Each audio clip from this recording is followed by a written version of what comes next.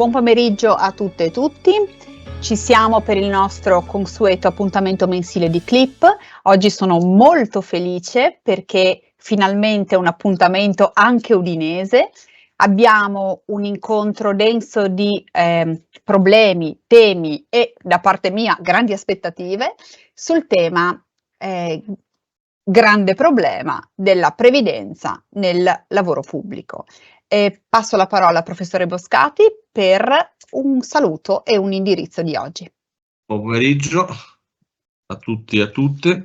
Effettivamente questo pomeriggio è un pomeriggio molto interessante anche per me, perché si tratta del tema dei trattamenti di fine rapporto, fine servizio, welfare integrativo, tutto quello che in qualche misura rientra nel mondo previdenziale in senso lato. Aspetto molto molto interessante che ha tantissimo, come vedremo, profili diciamo, se non oscuri, certamente non chiarissimi, anche per una sovrapposizione di norme. Siamo ospiti presso l'Università di Macerata, gli ospitanti sono i colleghi Canavesi e Olivelli, ma abbiamo anche l'onore e il piacere di avere la professoressa Valeria Filì, ordinaria, l'ha detto prima la Zilli, quindi presso la sua università, quindi l'Università di Udine, e che anche lei è una delle massime esperte, sono la massima esperta del tema, senza nulla togliere agli altri presenti, assenti, vicini e lontani. Niente, è una materia rispetto alla quale ho tantissimo da imparare. Alla fine cercherò di dire due cose, ma insomma credo che insomma, loro diranno, evidenzieranno tutte quelle che sono le questioni, con una suddivisione in questo modo. La professoressa Filì parlerà di trattamento di fine rapporto, il professore Olivelli parlerà del trattamento di fine servizio e, ultimo ma non ultimo, il professore Canavesi parlerà della tematica del welfare integrativo, rispetto al quale forse delle tre tematiche è l'unica che negli incontri scorsi qualcosa in parte è emerso. Io ringrazio sentitamente i tre ospiti, cioè i due ospiti e la ospite, e niente, cedo immediatamente la parola alla collega Valeria Filì, che è anche segretaria generale della nostra associazione, e che ringrazio per aver trovato il tempo per questo pomeriggio. Grazie Valeria, a te la parola. Grazie a entrambi, grazie alla collega amica Anna Zilli e grazie a Alessandro Boscati. Sono molto lieta di essere qui, essere stata coinvolta in questa bellissima iniziativa che è Clip, che ormai insomma ha già la sua storia. Ringrazio anche moltissimo i colleghi amici Filippo Livelli e Guido Canavesi. In fondo è come essere un po' a Macerata per me in questo momento, tra l'altro università e città che amo molto e che ho anche frequentato grazie proprio agli inviti che mi hanno fatto i due colleghi. Il tema di oggi è un tema abbastanza articolato, abbastanza complesso, che abbiamo quindi deciso di strutturare dividendoci in parti, in modo da poi cercare il più possibile di dare un quadro abbastanza completo. A me spetta il compito di iniziare a introdurre il tema parlando del TFR, il TFR dei dipendenti pubblici. Quindi si tratta di un qualcosa che tutto sommato è una novità, anche se ormai ha già la sua storia nell'ambito della pubblica amministrazione.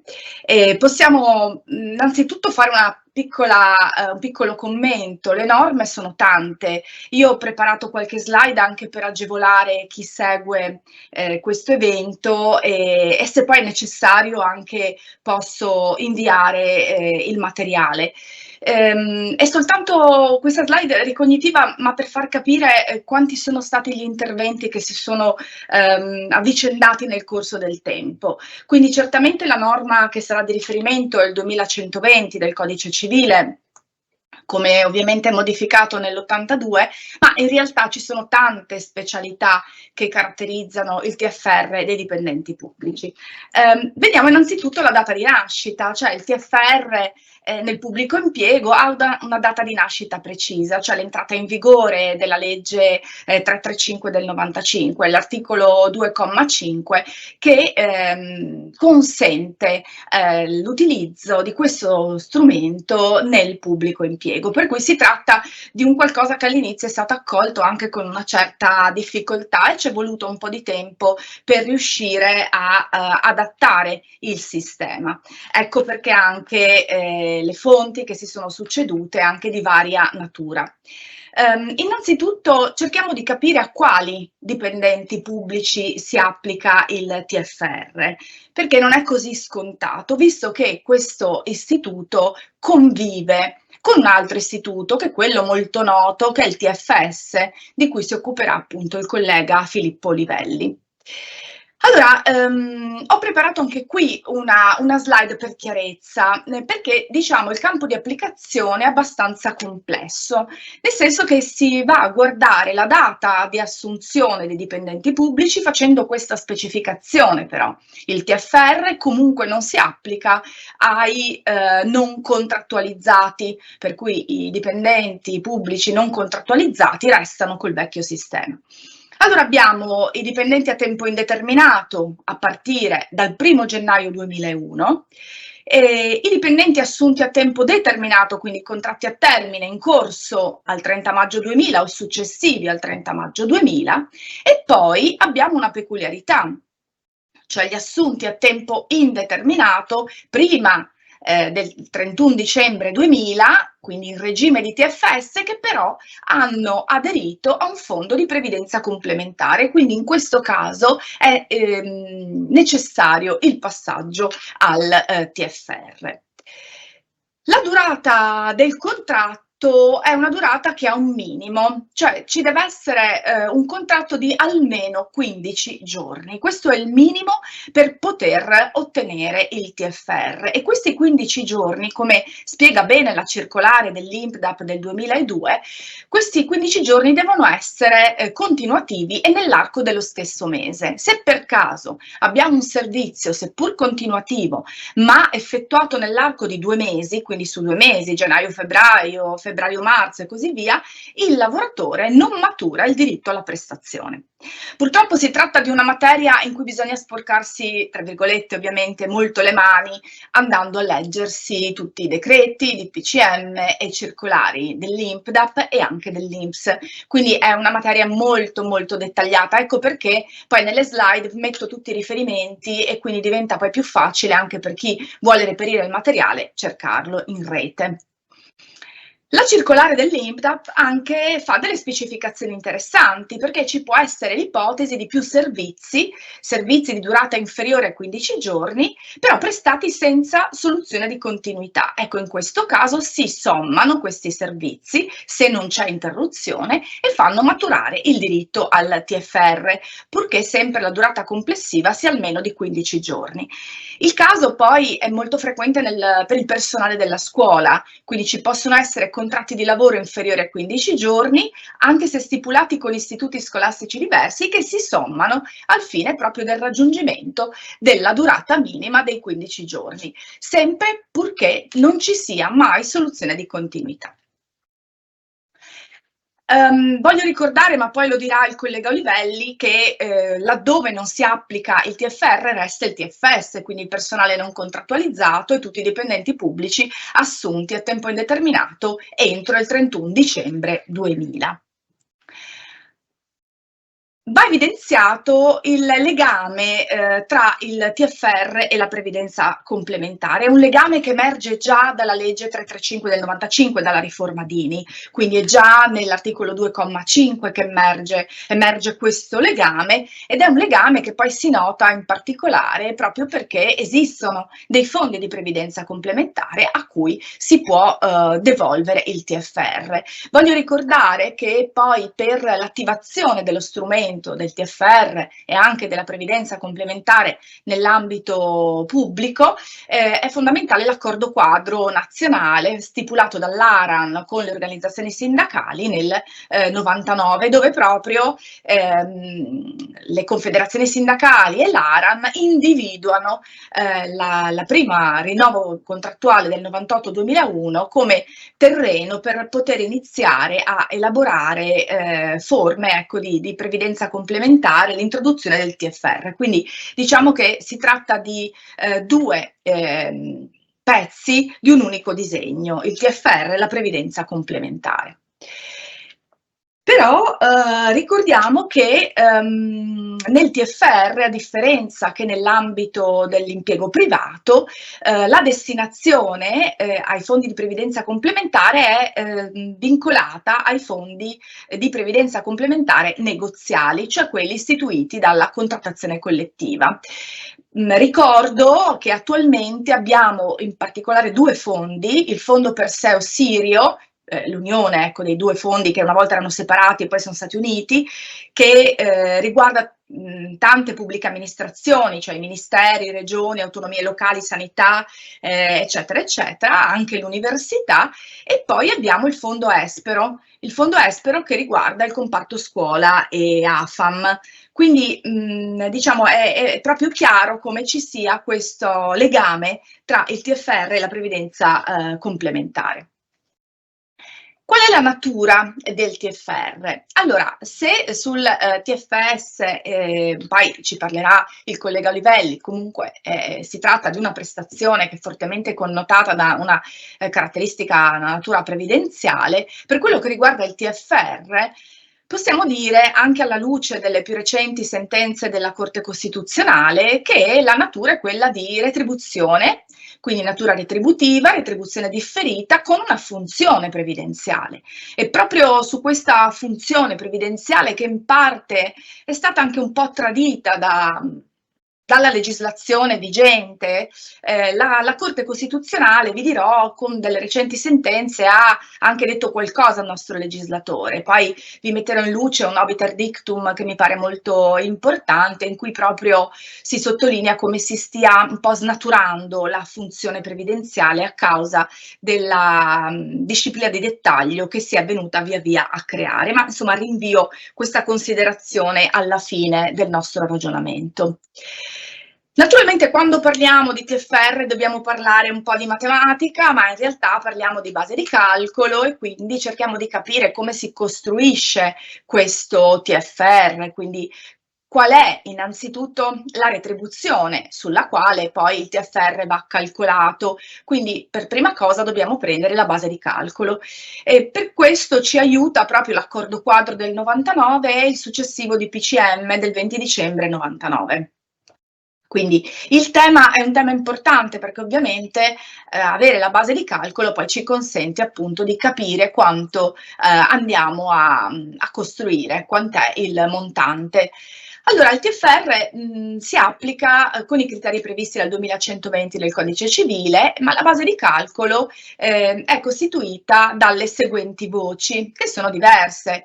Lo stipendio tabellare, l'indennità integrativa speciale, la retribuzione individuale di anzianità, la 13ª mensilità e gli altri emolumenti considerati utili ai fini del calcolo dell'indennità di fine servizio, comunque denominata. Quindi è una definizione abbastanza ampia. Su questa definizione, che già è ampia, segnalo che possono incidere i contratti collettivi, perché ulteriori voci retributive possono essere considerate proprio dalla contrattazione di comparto, con ovviamente una clausola di garanzia per la finanza pubblica, quindi deve esserci comunque una compatibilità con gli andamenti programmati della spesa corrente e le condizioni di bilancio degli enti gestori. Vi faccio qualche esempio, tanto per farvi capire come c'è stata effettivamente una sensibilità dei comparti su queste tematiche. Per esempio il contratto collettivo ministeri quello integrativo del 2001, prevede l'articolo 32 che è proprio dedicato al trattamento di fine rapporto e dove si vanno a specificare le varie voci, in parte ovviamente riprendendo quelle già previste dalla norma citata, però anche aggiungendo dell'altro. Quindi l'esempio è il contratto ministeri, ma vi faccio anche un altro esempio, il contratto sanità integrativo del 2001, anche qui l'articolo 46 mi va a fare un'elencazione proprio per dettagliare nello specifico qual è la nostra base di calcolo. La base di calcolo ci serve per fare il calcolo e quindi dobbiamo capire poi, una volta che abbiamo identificato quali sono le voci della retribuzione, come facciamo a andare a quantificare l'accantonamento che andrà poi a crearci il montante. Allora, innanzitutto ci sono delle peculiarità che devono essere sempre tenute presenti e su questo è intervenuta la circolare dell'INPDAP del 2002 che va a dettagliare una specifica serie di ipotesi. Per esempio abbiamo casi di assenze non retribuite. La domanda è: le assenze non retribuite incidono o non incidono? Beh, incidono, dice la circolare dell'INPDAP, sul trattamento economico perché appunto non vengono calcolate. E poi per esempio nel contratto part-time, verticale orizzontale, anche in questo caso il TFR sarà calcolato sulla base della retribuzione effettiva, quindi si andrà a calcolare sulla base dell'orario di servizio svolto in concreto, quindi tutti elementi fondamentali per poter comprendere come gestire la base su cui calcolare il TFR. Ancora, abbiamo ipotesi di servizi contemporanei, sempre per amministrazioni, pubbliche amministrazioni iscritte all'INPDAP. Ecco, in questi casi le retribuzioni si sommano ai fini di un unico TFR e questa è un'ipotesi che si può frequentemente ritrovare nei supplenti della scuola, quando i supplenti svolgono con spezzoni di orario più supplenze in contemporanea anche presso scuole diverse. Allora, vediamo a questo punto effettivamente il montante come va calcolato. Il TFR ha una quota di accantonamento annuale, questa quota di accantonamento, che diciamo è una quota figurativa, di accantonamento figurativo, corrisponde al 6,91% della retribuzione, la retribuzione a cui ho fatto cenno sopra, quindi una volta determinata la retribuzione base di calcolo. Accanto a questa percentuale noi dobbiamo ricordarci che c'è la rivalutazione monetaria, lo prevede il codice civile e in questo meccanismo, che è tutto sommato abbastanza semplice e è già sperimentato, 1,5% è l'indice fisso e poi il 75% dell'indice Istat, quindi si consente anche una variabilità in ragione dell'indice Istat. Chi gestisce questi accantonamenti e quindi chi si preoccupa della gestione del fondo per il TFR? Allora, il DPCM del 99 aveva affidato il compito all'INPDAP per quello che riguardava lo Stato, i dipendenti dello Stato, delle aziende di Stato, della scuola, università, sanità, enti locali. Naturalmente sappiamo che l'INPDAP è stato inglobato dall'INPS, nasce l'INPS gestione ex INPDAP, quindi la gestione per i dipendenti pubblici, ecco, è lì, è in questo salvadanaio che viene messo in conto l'accantonamento. Però prima l'INPDAP e adesso l'INPS gestione ex INPDAP, diciamo non sono gli unici gestori del TFR, perché non dobbiamo dimenticare che ci sono ancora delle pubbliche amministrazioni, enti pubblici non economici, in realtà enti di ricerca, di sperimentazione, che però non sono iscritti all'INPDAP e all'INPS ex INPDAP, per i quali la gestione è totalmente autonoma e a carico loro. Quindi in queste situazioni saranno i datori di lavoro direttamente a gestire il TFR e poi a pagarlo. Per quello che riguarda invece le ipotesi di pubblica amministrazione che prima facevano capo all'INPDAP, non cambia nulla e quindi queste pubbliche amministrazioni che cosa faranno? Pagheranno prima all'INPDAP e adesso all'INPS, gestione ex INPDAP, il contributo. Quindi è chiaro che c'è un gioco contabile, c'è un giro contabile per cui le pubbliche amministrazioni datrici di lavoro pagano all'INPDAP prima e adesso all'INPS gestione ex INPDAP e poi sarà l'ente gestore a essere direttamente coinvolto nel pagamento nei confronti degli interessati. Vediamo allora effettivamente come funziona il pagamento. Quindi la regola è quella che vi ho appena detto, per cui l'ente gestore è l'INPDAP e nel caso di pubbliche amministrazioni che gestiscono in autonomia lo pagano direttamente queste pubbliche amministrazioni datrici di lavoro. C'è stato un contenzioso non irrilevante per quanto riguarda proprio il discorso relativo al calcolo TFS e TFR, al contributo che una volta era posto a carico dei lavoratori.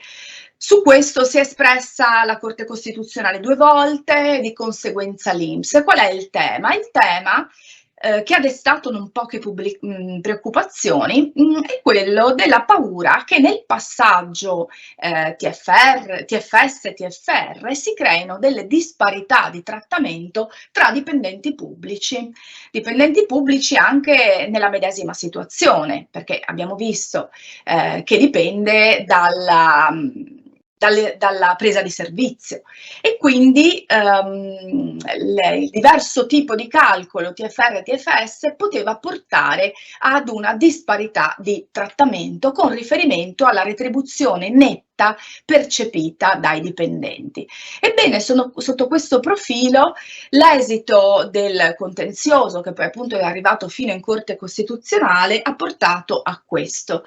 Per coloro a cui si applica il TFS c'è una storica trattenuta a carico del lavoratore del 2,5%, quella che è sempre stata chiamata rivalsa, che serve per cofinanziare il TFS. Per il TFR questa non era prevista, però che cosa ha previsto il legislatore e ha avuto poi l'imprimatur della Corte Costituzionale? Ha previsto una decurtazione della retribuzione lorda per coloro a cui si applica il TFR in misura pari all'ammontare del contributo soppresso per il TFS. In questo modo, con due meccanismi di calcolo diverso, perché da un lato è una rivalsa per cofinanziare il TFS, dall'altro lato si va a lavorare su una decurtazione della retribuzione lorda, si salvaguardia, dice la Corte, la parità di trattamento retributivo dei dipendenti che hanno il medesimo inquadramento e svolgono le medesime mansioni. Quindi, in sostanza, la retribuzione netta percepita dai dipendenti a cui si applica il TFS e dipendenti a cui si applica il TFR nel medesimo inquadramento e con le medesime mansioni garantisce la parità di trattamento, quindi non cambia nulla. È anche vero però che poi ci deve essere un ritocco quando andiamo a calcolare il TFR, cioè le retribuzioni nette restano uguali, ma ai dipendenti a cui spetta il TFR lo stipendio lordo, che viene diminuito proprio perché non si crei una disparità con i dipendenti che percepiscono il TFS, viene di nuovo incrementato ai fini del calcolo del trattamento di pensione e del TFR. Quindi in sostanza la retribuzione netta è uguale, ma andiamo a considerare la retribuzione lorda al 100% quando andiamo a calcolare l'accantonamento per il TFR e il trattamento di pensione. Per quello che riguarda la parte che concerne il pagamento, allora abbiamo il problema dell'esigibilità, cioè io cito sempre poi le circolari perché è da lì che si capiscono molte cose. Il pagamento del TFR sorge alla risoluzione del contratto di lavoro, purché però ci sia un'interruzione del rapporto con la pubblica amministrazione. Se il dipendente ha sottoscritto un altro contratto che sia a tempo determinato, che sia a tempo indeterminato, che decorre dal giorno immediatamente successivo alla scadenza del primo, ebbene in questo caso non è possibile percepire il TFR. In questo caso quindi se ci sono stati più contratti senza soluzione di continuità, l'iscritto avrà diritto al pagamento al verificarsi della prima interruzione di almeno un giorno oppure alla definitiva cessazione dal servizio. Quindi ci vuole la cessazione almeno di un giorno perché sorga il diritto al pagamento del TFR. Non bisogna fare una domanda apposita, il TFR va corrisposto d'ufficio. Vi segnalo però che c'è una procedura che interessa le amministrazioni datrici di lavoro e i rapporti ovviamente con l'ente gestore, quindi l'INPDAP nel caso in cui, come abbiamo detto, sia poi l'INPDAP l'ente pagatore e gestore del TFR. La procedura che prima prevedeva la trasmissione di una serie di moduli, si chiamavano TFR1, TFR2, è stata telematizzata, tant'è che ci sono delle circolari dell'INPS del 2021, 22 e 23 proprio su questa tematica, cioè sulla ormai utilizzazione soltanto del canale telematico. Canale telematico che è diventato proprio unico dal 1 gennaio 23, le amministrazioni devono compilare una piattaforma che si chiama Nuova Passweb e all'interno di questa c'è proprio tutto un portale con un format specifico che si chiama Ultimo Miglio TFR, insomma il nome è abbastanza evocativo di questo agognato TFR che deve essere insomma raggiunto. Il tema molto critico che ha destato anche diverse perplessità riguarda i tempi. Vedremo i tempi e i modi del pagamento, perché poi si parla di esigibilità, ma in realtà adesso capiremo come veramente l'ultimo miglio in realtà non è un miglio, ma è molto molto lungo, perché il dipendente che aspira al suo TFR deve davvero aspettare molto tempo prima di riceverlo. I termini per la liquidazione del TFR sono piuttosto articolati, mettiamola così, e c'è una notevole dilazione. Naturalmente il motivo è il motivo di cercare di rallentare il più possibile l'emorragia di denaro da parte delle pubbliche amministrazioni dello Stato, quindi il motivo è piuttosto banale ed è stato realizzato in modo piuttosto articolato e il legislatore poi è intervenuto più volte. I termini sono diversi, il pagamento deve avvenire entro 105 giorni, ma nel caso di cessazione dal servizio per inabilità o per decesso. Quindi questo è il termine breve, i 105 giorni. È decorso questo arco temporale, se la prestazione non viene pagata sono dovuti gli interessi al tasso legale per ogni giorno di ritardo. Però ripeto, questo è il termine breve, perché se vogliamo la regola più comune, la regola generale, è che i termini per la liquidazione sono dopo 12 mesi dalla cessazione del rapporto, perché questa è l'ipotesi che accade nella stragrande maggioranza dei casi in cui la cessazione avviene per il raggiungimento del limite di età o a causa del termine del contratto a tempo determinato oppure per risoluzione unilaterale del datore di lavoro a seguito del raggiungimento dei requisiti di pensione anticipata. Dopo 12 mesi, quindi questo è il termine per la liquidazione del TFR, e se la prestazione non viene corrisposta entro i successivi 3 mesi sono dovuti gli interessi al tasso legale per ogni giorno di ritardo, quindi nemmeno immediatamente, ma si aspettano ancora 3 mesi per far sorgere gli interessi. Poi abbiamo un'altra ipotesi, davvero l'ultimo miglio diventa lunghissimo, i 24 mesi dalla cessazione, e questo riguarda tutti gli altri casi. Tutti i casi in cui non si rientri sostanzialmente nell'ipotesi fisiologica della maturazione della età pensionabile. E quindi abbiamo le varie ipotesi di dimissioni volontarie, con o senza appunto diritto a pensione, le varie ipotesi di licenziamento, destituzione. Ecco qui l'attesa è davvero lunga perché si tratta di 24 mesi e se la prestazione non viene corrisposta entro i successivi 3 mesi sono dovuti gli interessi legali al tasso previsto. Oltre a questo slittamento della tempistica abbiamo un altro problema, che è quello della modalità in cui avviene il pagamento. E la modalità per la liquidazione, che anche questo diciamo incide poi sul diritto, perché ai dipendenti che terminano il servizio e hanno maturato i requisiti pensionistici a partire dal 1 gennaio 2014 il pagamento del TFR è corrisposto in un'unica soluzione, ma solo se l'ammontare complessivo lordo è pari o inferiore ai 50.000 euro. Quindi l'ipotesi di avere il pagamento, di ottenere il pagamento in un'unica soluzione è davvero un'ipotesi che vale soltanto quando il TFR arriva a queste soglie. Quando però si supera la soglia dei 50.000, in realtà cominciamo a avere il pagamento rateale o differito. Possiamo avere le due rate se l'ammontare complessivo lordo è superiore a 50.000 ma sotto i 100.000 euro, quindi la prima rata sarà di 50.000 euro, la seconda del delta mancante e poi abbiamo la terza ipotesi, abbiamo addirittura le 3 rate se l'ammontare complessivo lordo è superiore a 100.000 euro e questo può accadere in molti casi, lo sappiamo. La prima e la seconda rata saranno di 50.000 euro e poi la terza rata il delta mancante.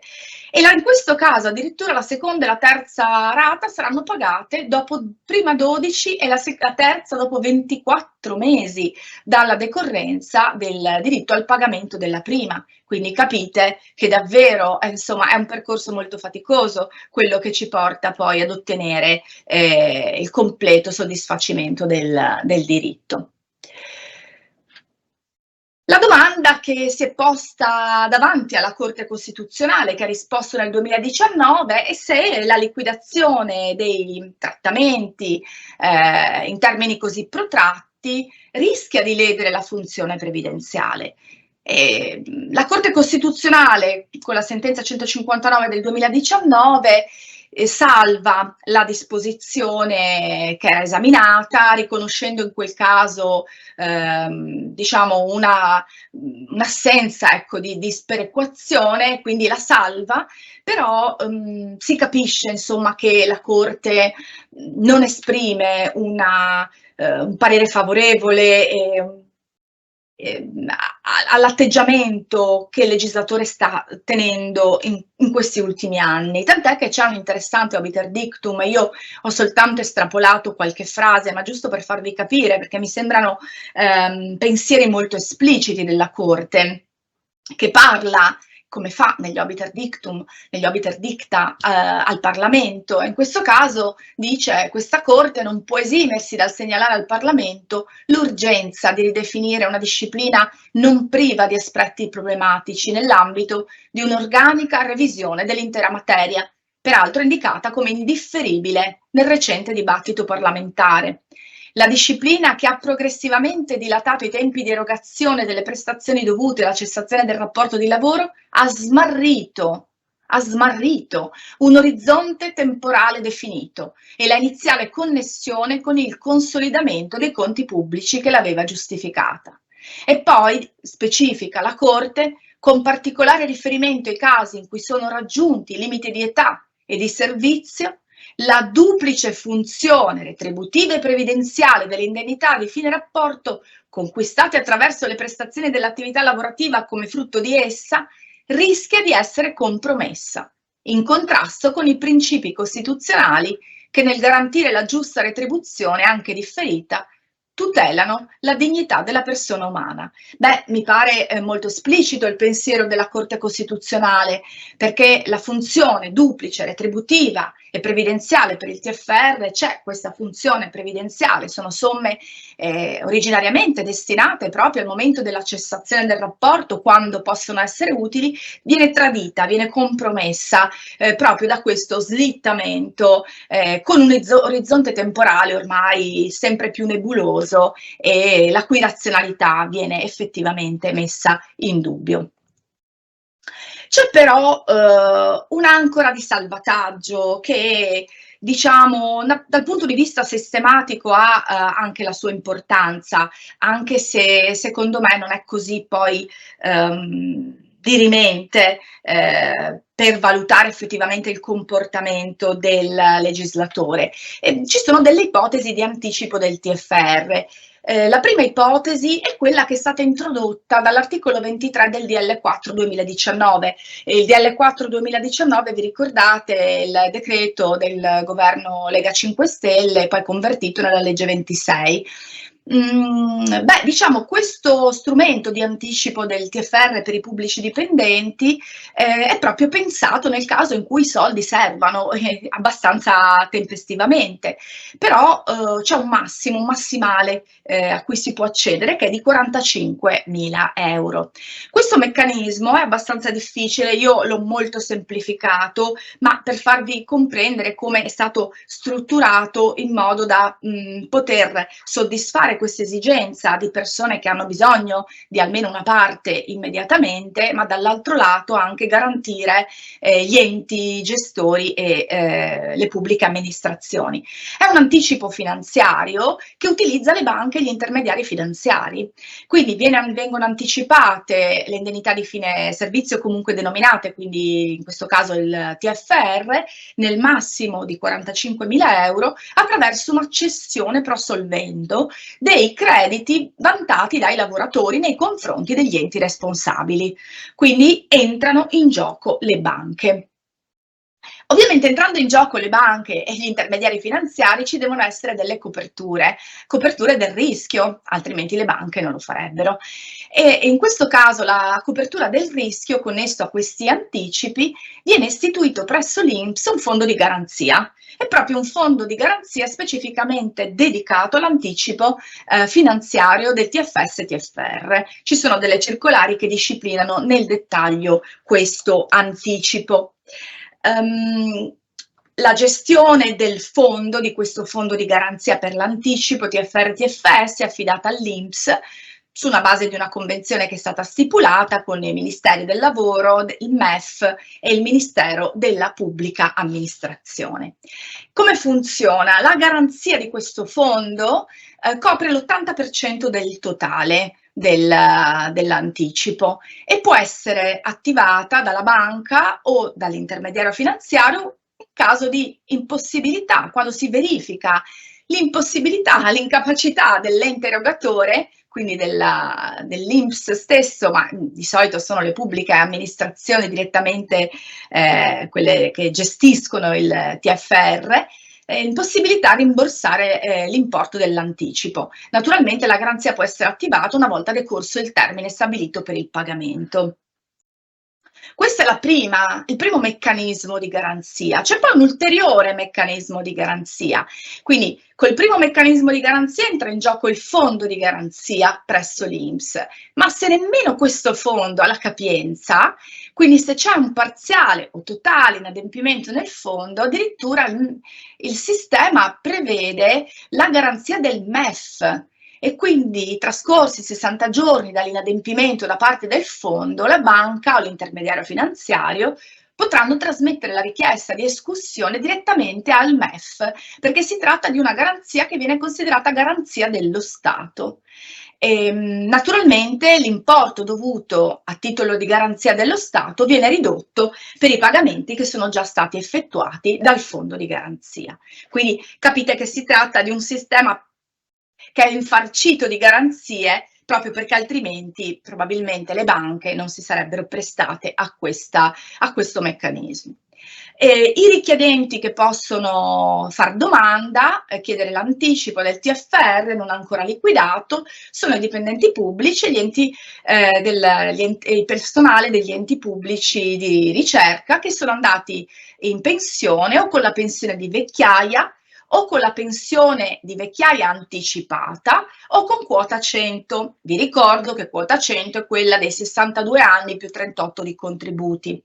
Questo meccanismo poi è stato esteso.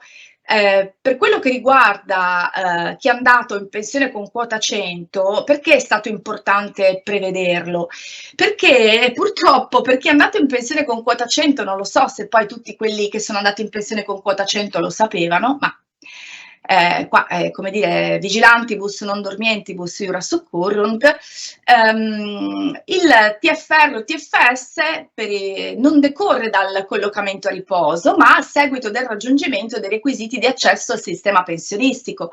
Quindi chi è andato in pensione con quota 100 per accedere al TFR deve aspettare tanto tempo, la maturazione dei requisiti per la pensione di vecchiaia, cioè i 67 anni, oppure anticipata, cioè la maturazione virtuale, ovviamente virtuale, dei 41 anni di contributi 10 mesi per le donne e 42 10 mesi per gli uomini. Ecco perché è importante aver previsto tra i richiedenti coloro che sono andati in pensione con quota 100. Dicevo, poi quota 100 è stata prolungata in altro modo, ha cambiato un po' pelle ed è diventata quota 102, cioè 64 anni di età, 38 di contributi, e poi è diventata quota 103, 62 anni di età e 41 di contributi. Ebbene, anche per quota 102 e quota 103 è stato esteso quel meccanismo. Quindi vale anche per loro e penso sia molto importante, proprio perché lo slittamento diventa davvero uno slittamento quasi da incubo. Secondo anticipo del TFR, sono in chiusura della mia relazione, secondo anticipo è qualcosa di molto più recente, ma anche con un campo di applicazione più limitato. Mi riferisco alla deliberazione del 9 novembre 22 del Consiglio di amministrazione dell'INPS, che ha istituito in via sperimentale per il triennio 23-25 quella che viene chiamata nuova prestazione di anticipazione ordinaria del TFR-TFS. Di cosa si tratta? Beh, qui il campo di applicazione è più limitato perché è in favore degli iscritti alla cosiddetta gestione unitaria delle prestazioni creditizie e sociali, che nome abbastanza lungo, che viene solitamente abbreviato con Fondo Credito INPS. Chi sono gli iscritti a questo fondo credito INPS e che cos'è questo fondo credito INPS? In due parole, si tratta di un fondo che nasce nel 96, decostituito all'inizio presso l'INPDAP, poi è stato traslato, inglobato nell'INPS gestione ex INPDAP, con finalità sociali, non solo previdenziali, per i dipendenti pubblici in servizio e poi esteso anche ai dipendenti pubblici in pensione. Questo fondo quindi consente un anticipo del TFR. Ultima cosa da dire su questo tema che è così complesso, e non soltanto perché sto chiudendo l'intervento, è il problema della prescrizione. Qual è la prescrizione del TFR? Allora, diciamo che stando al Codice Civile, ai sensi dell'articolo 2948, il diritto al TFR è soggetto a prescrizione quinquennale. Perché? Perché nel 2948 si legge che si prescrivono in 5 anni le indennità spettanti per la cessazione del rapporto di lavoro e quindi rientra il TFR.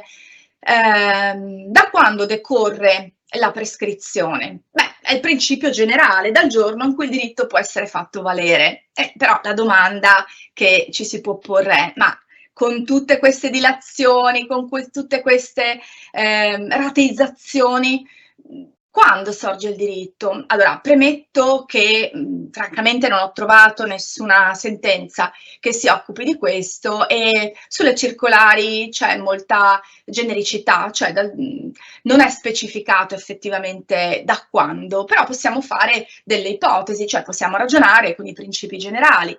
E allora, così, l'idea che mi è venuta in mente, ma ovviamente posso essere assolutamente smentita, anzi non vedo l'ora, è innanzitutto dividere due ipotesi.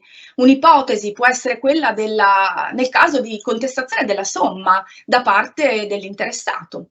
E quando però l'interessato può contestare la determinazione della somma? Da quando la determinazione della somma viene portata a conoscenza dell'interessato da parte dell'INPS, gestione ex INPDAP o della pubblica amministrazione. Finché io non conosco il calcolo definitivo, come faccio a contestare questo calcolo? E quindi è da quel momento che il mio diritto alla determinazione della somma può essere fatto valere. Poi però c'è l'ipotesi del pagamento della rata. Allora è chiaro che nel momento in cui abbiamo un inadempimento, un ritardo nel pagamento della rata, è chiaro che sarà dalla scadenza della stessa, quindi da quando è esigibile la somma, che decorrerà il termine di prescrizione. Io ho concluso questa corsa lungo tutte queste, diciamo, norme, questa giungla di circolari, di decreti che ho cercato di sintetizzare, spero in maniera abbastanza chiara. Naturalmente ci sarebbero altre specificazioni da fare, ma possiamo dire, credo di non essere smentita, che ci sarà anche una evoluzione, una scritta di questo webinar, e quindi potremo poi trasporre per iscritto anche tutta una serie di ulteriori dettagli. E cedo il testimone ai miei colleghi e compagni di avventura. Grazie molte a tutti per l'attenzione. Grazie Valeria. Beh, la cosa di cui siamo certi è che la Zilli sarà implacabile a creare lo scritto, tutto questo, e dopodiché molte grazie per questa, come dire, più che completa ricostruzione di tutto il quadro normativo, interpretativo, problematico, così certo che insomma questo quantomeno al netto dei modelli di calcolo, tutte queste cose, e questi termini di pagamento così dilatati, insomma qualche problemino, qualche questione, come dire, la sollevano soprattutto con riferimento a chi va in pensione in maniera anticipata, perché sì, è vero che se uno non deve dormire perché deve essere attento, non richiamo il latinetto, però voglio dire, questo sicuramente è un qualche cosa, insomma, che stride un po' con il sistema, in un sistema di conti pubblici che è sempre, come dire, a cercare di trovare risorse. Io francamente sono ammirato, quindi non ho niente da aggiungere o chiosare, se non passare la parola al collega Olivelli, il quale ci parlerà del TFS, cioè del parente del TFR, per i non contrattualizzati o per coloro, l'ha spiegato prima praticamente la collega Filì, che fruiscono ancora di questo sistema.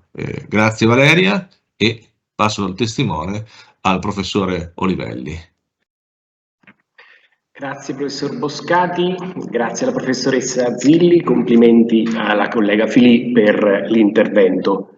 Mi comprenderete, mi sento, come disse qualcuno prima di me, vaso di coccio tra vasi di metallo, dovendo parlare di previdenza tra il professor Canavesi e la professoressa Filì. Però tant'è, il ruolo mi impone di affrontare non il parente del TFR, ma mi verrebbe da dire il nonno, che è il trattamento di fine servizio. Per trattare questo istituto, in particolare per riuscire a comprendere la natura retributiva con funzione previdenziale dello stesso, mi sono andato ad interrogare sulle radici di questo tipo di trattamento, ancorché dovremmo utilizzare il plurale, perché TFS, scopriremo, è un acronimo che tiene insieme 3 differenti tipi di trattamento che riguardano un coacervo molto distinto di lavoratori cosiddetti pubblici. Dicevo, per riuscire a capire la natura retributiva e la funzione previdenziale del TFS, anticipo la conclusione che sarà fondamentale comprendere per poter poi a sua volta capire le ragioni di due recenti sentenze della Corte Costituzionale, una del 2019 appena citata dalla professoressa Filì e un'altra del 2023, dicevo dobbiamo ritornare alle origini della nascita del rapporto di pubblico impiego, perché questo imprimatur condizionerà il legislatore praticamente fino agli anni 70, nonostante l'entrata in vigore della Costituzione. Come dicevo, all'inizio del secolo scorso il rapporto di pubblico impiego era un rapporto estremamente privilegiato. La dottrina amministrativa, che quella lavoristica ancora non esisteva o perlomeno non si occupava del rapporto di lavoro nel pubblico impiego, la dottrina amministrativa non esitava a definire il pubblico dipendente come soggetto dotato di caratteristiche morali ed etiche superiori rispetto agli altri lavoratori, anche perché il pubblico dipendente, l'impiegato pubblico, in ragione del rapporto di servizio si immedesimava con lo Stato medesimo, lo rappresentava nei confronti degli altri utenti. A fronte di questo tipo di rapporto di servizio, l'amministrazione pubblica poteva usufruire dei servigi di un soggetto posto in regime di soggezione stabile. Ed oltre che soggezione stabile, l'amministrazione poteva usufruire della sua fedeltà e della sua professionalità, che erano due caratteristiche particolarmente richieste in quel periodo. Siamo peraltro all'inizio del secolo scorso, in cui il turbine ideologico direi che era decisamente più elevato rispetto ai periodi attuali. Dicevo, il potersi garantire la fedeltà del dipendente faceva sì che l'amministrazione vantasse però nei confronti del medesimo anche un obbligo di protezione. Questo obbligo di protezione, come ho già detto, serviva anche a remunerare la professionalità di quel dipendente, perché tenete conto che a quel tempo c'erano delle discrete problematiche relative anche all'alfabetizzazione dei soggetti, dei lavoratori, e pertanto questo privilegio andava remunerato. La protezione che l'ordinamento garantì sin da allora ai pubblici dipendenti fu soprattutto, perlomeno all'inizio, di tipo economico. Siamo in un periodo in cui non esiste ancora la tutela contro i licenziamenti illegittimi, anche se è vero che, apriamo una piccola parentesi, poco dopo, proprio per i dipendenti di ruolo, venne introdotta una piccola forma di tutela per il licenziamento senza validi motivi. Comunque, originariamente la forma di protezione era solo di tipo economico e la prima e principale forma di protezione era di tipo previdenziale, cioè veniva ad essere garantito, oltre che lo stipendio, anche la pensione. Barassi, quando si occupa anche dei lavoratori pubblici, evidenzia che questi si trovano, leggo testualmente, in un'accentuata situazione per cui c'è una parte che vanta una superiorità nei confronti dei lavoratori posti in subordinazione rispetto all'amministrazione. Questa situazione si trasformò per i lavoratori pubblici sin da subito non in un elemento di negatività, non un elemento di differenziazione inferiore rispetto ai lavoratori privati, ma anzi si trasformò in un vantaggio, perché la posizione di soggezione che essi avevano implicò che l'ordinamento riconobbe loro una serie di garanzie di carattere economico che tendevano a supplire il fatto che essi non potessero attraverso il contratto assicurarsi prerogative, trattamenti o vantaggi ulteriori. E tra questi vantaggi, vedremo, tra questi ulteriori vantaggi di carattere economico verranno ad essere riconosciute quelle che diventeranno fra poco le indennità una tantum che noi ricolleghiamo al trattamento di fine servizio. Per rendere ancora più complicata e vischiosa la situazione, soprattutto se la leggiamo con gli occhi e con le lenti dell'articolo 38 della Costituzione, devo anche aggiungere che in quel periodo la previdenza dei pubblici dipendenti non era una previdenza di tipo unitario, non c'era uno strumento o un modello regolativo unitario, ma vi erano una pluralità di istituzioni, vi era un sistema composito che tra l'altro si diversificava per i diversi settori appunto delle amministrazioni, che provvedevano con enti diversi da quelli che poi di cui usufruivano della prestazione lavorativa, che provvedevano alla erogazione dei trattamenti pensionistici o i trattamenti di quiescenza. Aggiungo inoltre, quale ultimo elemento di confusione, che in quel periodo, siamo addirittura prima dell'avvento dell'ordinamento corporativo, i pubblici dipendenti potevano partecipare o costituire, come in effetti costituirono, anche quelle forme che noi oggi chiamiamo di previdenza integrativa, ma che al tempo non erano assolutamente, non vantavano assolutamente questa caratteristica, anzi tutt'altro, quelle forme di mutualismo endogeno con carattere assicurativo che erano le mutue di soccorso. Tant'è vero che nel 1918 viene a essere costituita l'opera di previdenza per tutto il personale civile e militare dello Stato. Questo tipo di premessa mi serve a far capire che l'ordinamento pubblico sin da subito cerca di valorizzare il rapporto di fedeltà con i propri dipendenti specializzati e, a fronte di questo vantaggio per l'amministrazione, remunera gli stessi con dei vantaggi di tipo economico. Frattanto prende potere l'ordinamento corporativo e, per una serie di ragioni diciamo sociopolitiche che erano poste alla base di quel regime, l'ordinamento corporativo nel 23 sente l'esigenza di riconoscere appunto ai pubblici dipendenti un trattamento economico ulteriore nel momento in cui questi raggiungano l'età pensionabile.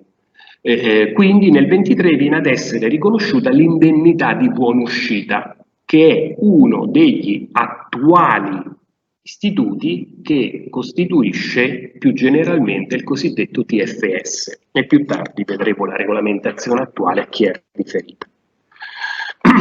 Subito la dottrina e la giurisprudenza di allora ascrivettero questo tipo di prestazione nell'alveo, la ricondussero nell'alveo della cosiddetta previdenza. Però qui mi occorre, ne parlavo stamattina col professor Canavesi, prestare molta attenzione all'utilizzo dei vocaboli, perché non siamo ancora, non è ancora vigente la Costituzione e non siamo ancora nell'ambito dell'idea di sicurezza attuale, quindi con la diversificazione e modalità di funzione tra previdenza ed assistenza. Altresì devo far presente che quell'ordinamento tese a privilegiare solo alcuni dipendenti pubblici, cioè i dipendenti di ruolo posti alle dirette dipendenze dello Stato. Ma esistevano, come esistono tuttora, anche altri tipi di dipendenti pubblici, primi fra tutti quelli degli enti locali, e quindi nel 1930 venne istituita il secondo tipo di trattamento che va a costituire l'attuale TFS, che è la indennità di buonuscita, che è riferita a dipendenti degli enti locali.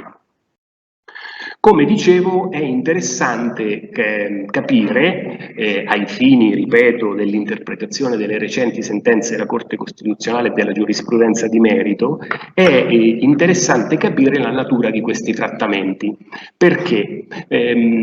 Perché, come ho specificato poc'anzi, dottrina amministrativa e giurisprudenza del Consiglio di Stato o anche della Corte dei Conti, più tardi spiegherò perché, di allora, dissero che questi tipi di trattamento, l'indennità di buonuscita e l'indennità premio di servizio per i dipendenti degli enti locali, avevano natura assistenziale. In fondo essi ragionavano su una serie di indici che sono particolarmente indicativi, perlomeno per gli strumenti giuridici del tempo. Innanzitutto veniva a mancare la contribuzione. Perché? Perché questo tipo di trattamenti erano frutto dell'atto amministrativo vincolato con cui l'amministrazione di appartenenza letteralmente dava ordine, come in parte avviene tutt'oggi, ad altro ente amministrativo con funzione previdenziale di provvedere al pagamento di questo tipo di indennità. Ma soprattutto vengo a leggere le parole testuali di allora. Dottrina e giurisprudenza riconobbero che questi strumenti integravano la pensione, quindi avevano funzione integrativa del trattamento che oggi potremmo definire previdenziale, e non avevano la funzione degli altri trattamenti di quiescenza, tutela della malattia, della morte o della disoccupazione, e letteralmente questi due tipi di trattamenti dovevano venire incontro ai disagi della benemerita classe degli impiegati. Era questo lo spirito appunto di liberalità con cui l'ordinamento tendeva a tutelare i propri dipendenti. E Massimo Severo Giannini, il noto amministrativista, infatti riconosce che queste forme di TFS avevano natura assistenziale, se non di beneficenza, perché dovevano essere ricondotte alla spontanea e libera iniziativa dello Stato, il quale nella manifestazione della propria attività a favore degli impiegati ha ritenuto opportuno ed equo aggiungere altre forme oltre a quelle di quiescenza nelle quali si concreta la sua beneficenza. Questa è costituita dalla concessione di una straordinaria remunerazione al termine della carriera come premio di fedeltà con cui l'impiegato lo ha servito. Quindi questo era lo spirito con cui al tempo veniva ad essere inquadrata la natura di questi strumenti, che come vedete possiamo dire non hanno natura previdenziale, non sono legate, ancorché non abbia di per sé estremo valore, non sono legate ad un sistema di contribuzione, ma sono solo forme di premialità della fedeltà del dipendente collegate alla continuità del servizio prestato. Frattanto siamo durante l'ordinamento corporativo, questo coacervo di cui vi accennavo precedentemente di enti ed istituti preposti, pubblici o privati, preposti all'erogazione di questo tipo di trattamenti, viene ad essere ricondotto ad unità da parte dell'ordinamento corporativo, perché vengono costituiti l'ENPAS e l'INADEL, due enti che si occupano perdonate il modo imperfetto, si occupavano dell'erogazione dei trattamenti di buona uscita per i dipendenti statali da un lato e per il premio di servizio per i dipendenti degli enti locali dall'altro. E all'interno dell'ENPAS va a confluire quell'opera di cui vi avevo parlato in precedenza, l'opera previdenza per i pubblici dipendenti creata alcuni anni prima, che costituisce il fondo con la provvista attesa ad erogare le prestazioni. Sin da subito a confermare però che la natura, ma anche proprio la struttura medesima dei trattamenti non è di tipo previdenziale, è il fatto che queste forme di erogazione economica al raggiungimento dell'età pensionabile non avevano contribuzione, non erano sottoposte a contribuzione da parte del lavoratore, fino a quando le leggi degli anni 70, che vedremo tra poco, non modificano questa situazione. Dunque, con l'entrata in vigore del Codice Civile e poi della Costituzione, abbiamo una situazione che si è cristallizzata nel seguente modo. Vi è una radice che potremmo definire di tipo retributivo, perché questo tipo di prestazione è comunque collegato agli anni di servizio prestati dal lavoratore, che la dottrina e la giurisprudenza ancora fino agli anni 60 riconducono all'assistenza. Tuttavia, con l'entrata in vigore della Costituzione, di certo è estremamente più difficile e complesso riuscire ad collegare questi trattamenti al primo comma dell'articolo 38, e dunque ora vedremo come la Corte Costituzionale ha affrontato questo tipo di di problematica. Debbo però dire che nel 1942 il Codice Civile prevede quella che è l'indennità di anzianità, che ha il medesimo nome dell'attuale dell'indennità di anzianità di cui abbiamo sentito parlare poc'anzi, ma che è ancora una indennità diversa da quella che verrà modificata nel 1982 e che poi diventa TFR.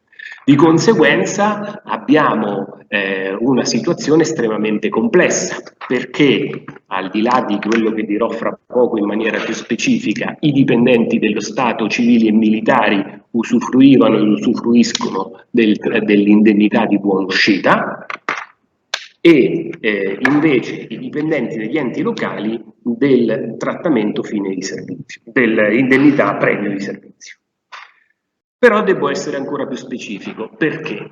Perché tutto quel discorso che vi ho fatto all'inizio relativo alla premialità della fedeltà di alcuni dipendenti privilegiati è un'impostazione tesa a privilegiare solo determinati dipendenti pubblici, tant'è vero che l'indennità di buonuscita si riferiva soltanto ai dipendenti dello Stato di ruolo e erano al tempo esclusi quelli che oggi potremmo definire, anche se non è estremamente corretto, ma mi serve per semplificare, i lavoratori a tempo determinato, chi non fosse di ruolo, e soprattutto gli operai dipendenti delle pubbliche amministrazioni, fossero essi di ruolo o non di ruolo.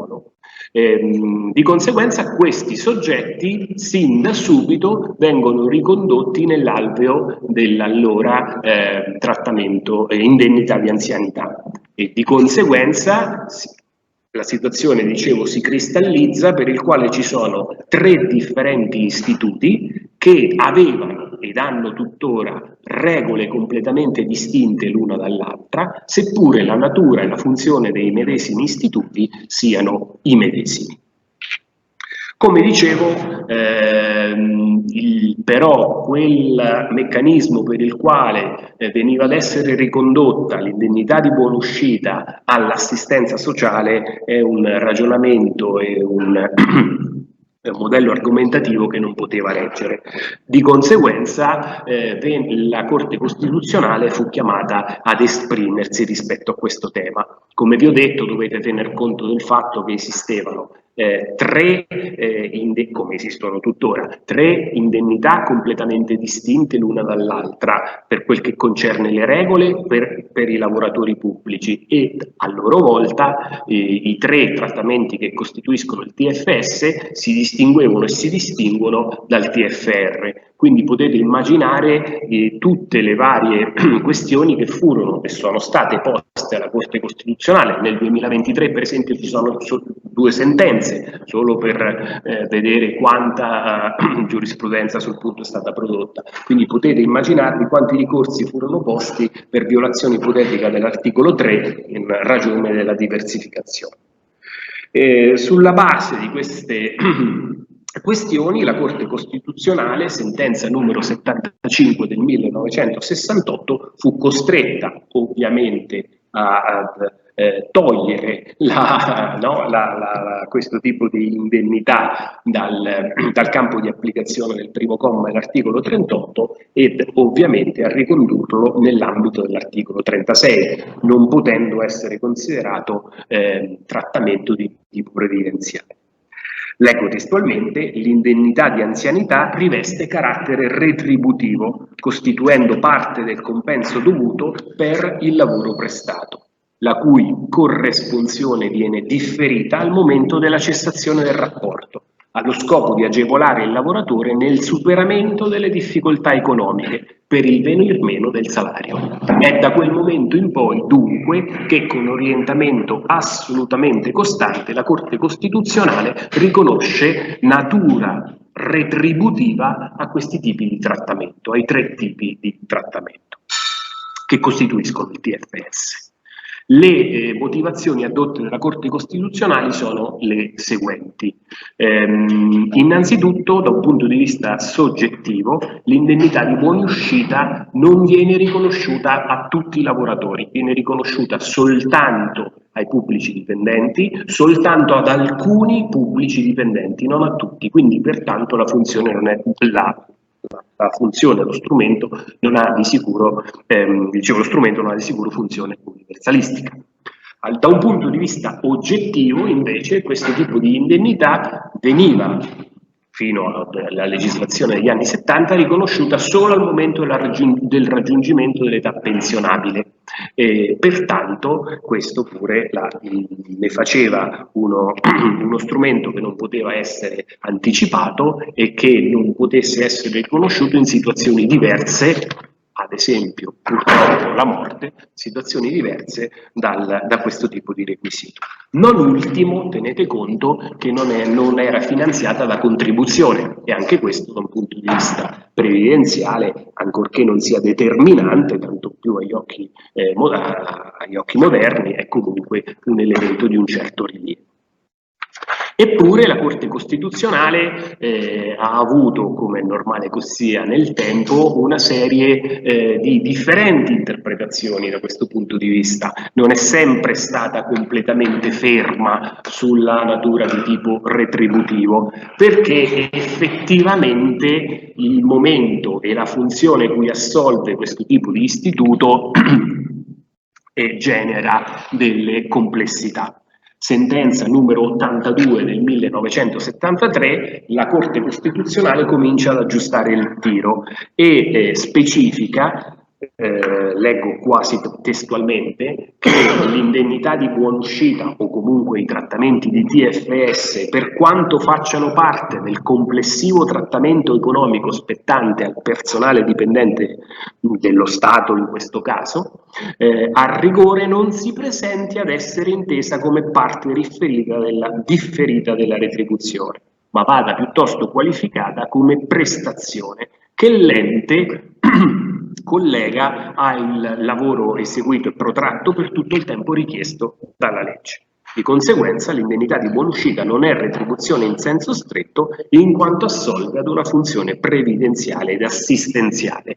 Ancora nel 73 viene richiamato a questo tipo di termine nei confronti dell'iscritto che si trovi in una situazione particolarmente difficoltosa, qual è il passaggio dal periodo lavorativo al periodo di pensionamento. Ovviamente la reductio ad unum arriva più tardi, nel 1980, sentenza numero 142, la Corte Costituzionale per la prima volta menziona l'articolo 38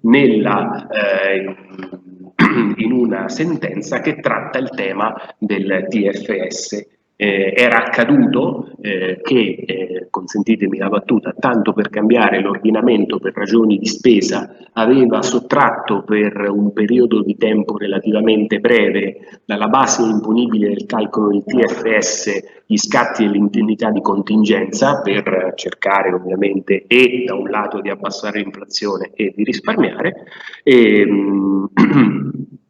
La Corte Costituzionale, per come è avvenuto nelle sentenze recenti, avallò comunque questa scelta, ma letteralmente disse: le leggi sulla base imponibile dovrebbero evitare offesa non solo agli articoli 3 e 36, ma anche all'articolo 38 della Costituzione relativamente ai trattamenti di fine servizio. E dunque da quel momento, 1980, comincia quel filone giurisprudenziale confermato dalla sentenza 159 del 2019 citata dalla professoressa Filì, ma anche dalla sentenza 130 del 2023, per cui il trattamento di fine servizio ha natura retributiva per radici e ragioni storiche che vi ho menzionato di premialità dei propri dipendenti, ma la funzione è previdenziale. Anzi, nella sentenza 130 del 2023 quasi la funzione previdenziale ha una prevalenza rispetto alla natura retributiva perché il trattamento di fine servizio va ad incidere, parole testuali della Corte, su una particolare, più vulnerabile stagione dell'esistenza umana. Capita, perlomeno è servito a me, la natura retributiva e la funzione previdenziale del trattamento di fine servizio, ho potuto io e quindi posso illustrarvi in maniera un pochino più tecnica, cercando di restare nei tempi, quali sono le regole e perché queste regole sono state così costituite rispetto al TFS. Come dicevo, il TFS è un acronimo, in realtà al suo interno noi riconduciamo 3 differenti istituti che devono essere trattati comunque unitariamente secondo la Corte Costituzionale in virtù della loro funzione, ma è legittima, una sentenza del 1973, la loro diversificazione nelle regole, perché appunto questa diversificazione trova radici in tutta quella storia di cui vi ho parlato fino adesso. Parliamo dell'indennità di buona uscita, l'indennità premio di servizio e l'indennità di anzianità. L'indennità di buona uscita è regolamentata da un DPR del 1973, il 1032, che poi è stato integrato e modificato con una disposizione del 1977 e un'altra del 1980, e queste ultime 2 discipline sono state introdotte per adeguarsi a dei moniti o sentenze di illegittimità di precedenti sentenze della Corte Costituzionale. La prima novità è quella per cui l'ambito di applicazione soggettiva rispetto al passato è ampia. L'indennità di buona uscita si applica a chiunque cessi dal servizio per qualunque causa, quindi non più al raggiungimento dell'età pensionabile, e si può usufruire di questo trattamento dopo 1 anno di iscrizione al fondo. L'indennità di buona uscita è stata gestita dall'ENPAS fino al 1994, poi all'INPDAP e ora ovviamente all'INPS. Molto importante i soggetti a cui è rivolta: personale civile e militare dello Stato, dipendenti dei ministeri, dipendenti delle istituzioni e formazioni di alta formazione, dipendenti di istituzioni artistiche e musicali, dipendenti delle università. Sono confluiti all'interno del regime di indennità di buona uscita e della competenza ANPAS anche 2 storici enti previdenziali, l'OPFAS e l'IPOST, che hanno una storia a parte, sono dei regimi speciali che prevedevano un'indennità di buona uscita per i dipendenti delle ferrovie dello Stato e per i post telegrafonici. L'importo devo dire che mi ha destato particolare, non posso utilizzare un aggettivo che qualifichi quello che penso, però devo confessare che sono rimasto particolarmente colpito, perché l'importo è pari all'80% dell'ultima retribuzione mensile, comprensiva della 13ª mensilità, moltiplicato per gli anni di servizio maturati. Esatto, devo dire che il fatto che sia comprensiva la 13ª mensilità è frutto anche questo di una sentenza della Corte Costituzionale, perché dopo tutto quello che in ambito di previdenza poi potrà tranquillamente integrare in maniera il professor Canavesi, dopo tutto quello che nell'ambito della previdenza abbiamo visto essere l'evoluzione per scostarsi proprio dall'ultima retribuzione, invece devo vedere che questo tipo di calcolo è ancora presente rispetto a questi tipi di indennità.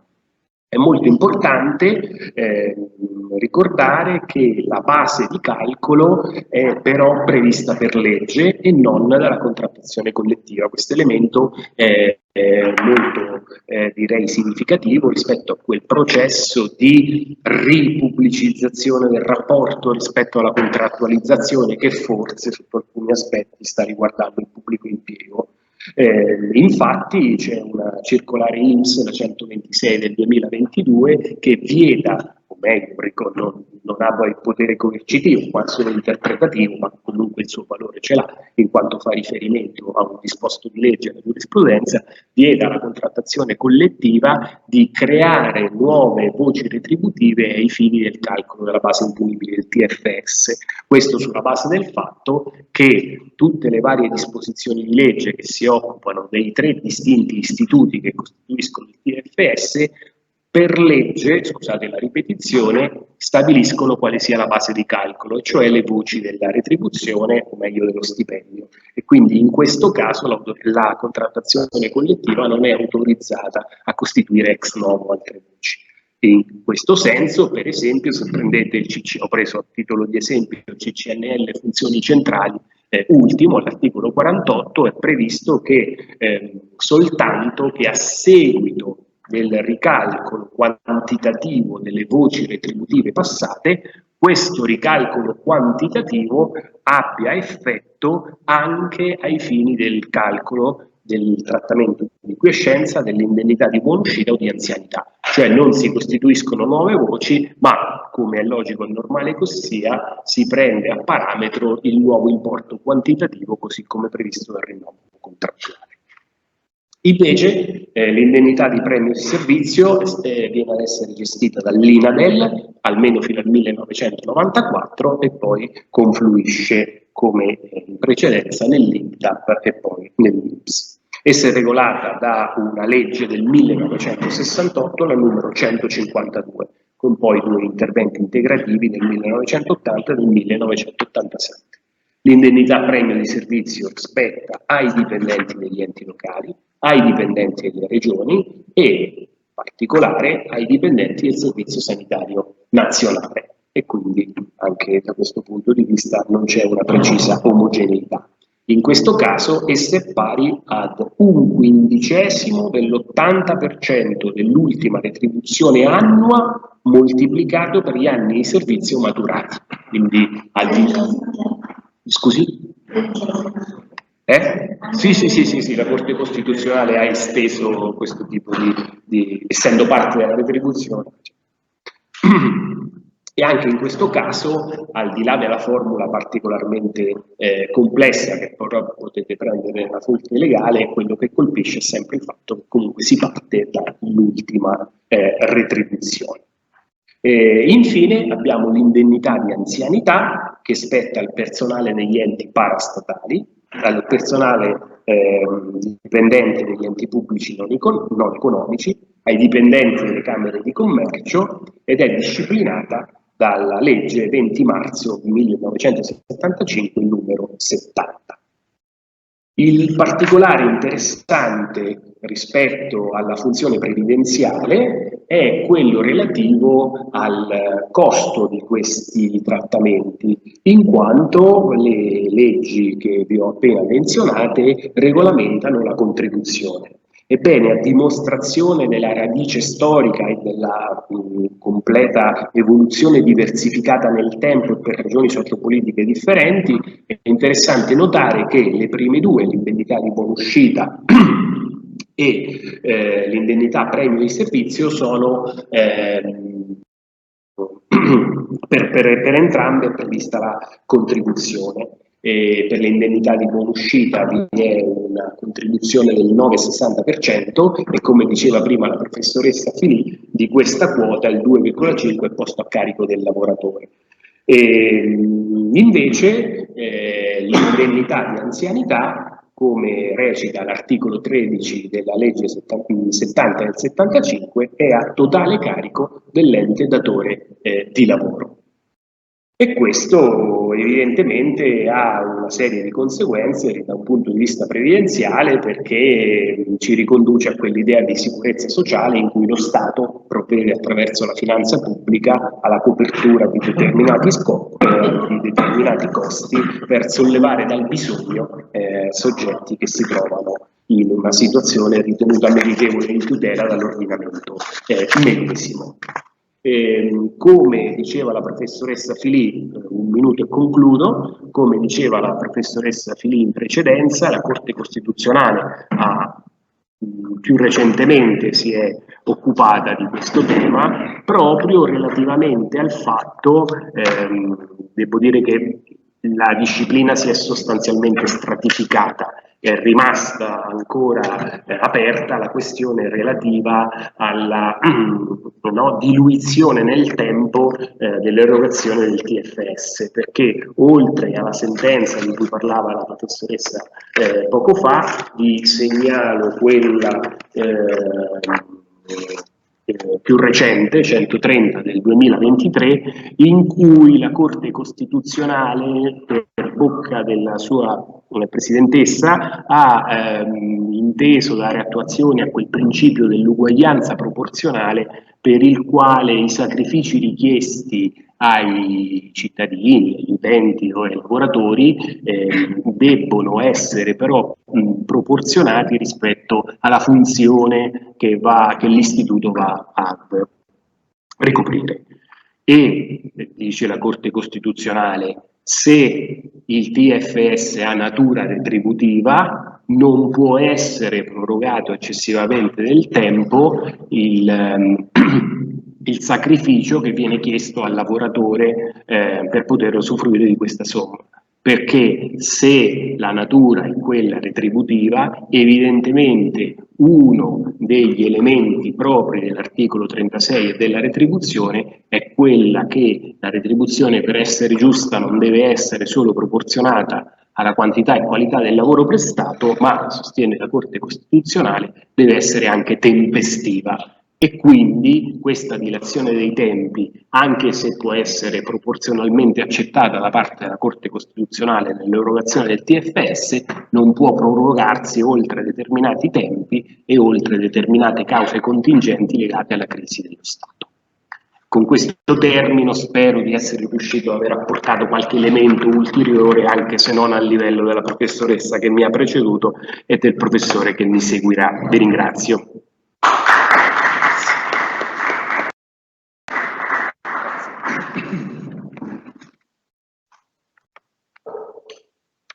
Grazie Filippo, sei stato al livello di chi ti ha preceduto e adesso quello che ti seguirà dovrà dimostrarlo, perché insomma sicuramente lo dimostrerà.